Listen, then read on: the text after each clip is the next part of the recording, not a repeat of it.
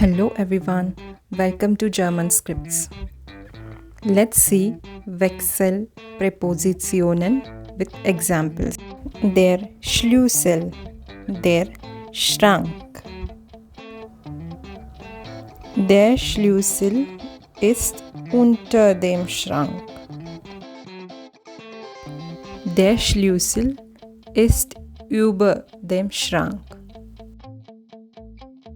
Der Schlüssel ist zwischen den Schränken.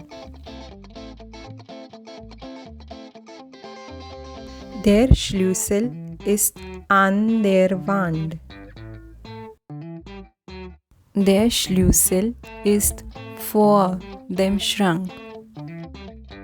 Der Schlüssel ist neben dem Schrank. Der Schlüssel ist hinter dem Schrank. Der Schlüssel ist im Schrank. Der Schlüssel ist auf dem Schrank. Thank you for watching. If you like the video, please like, share and subscribe.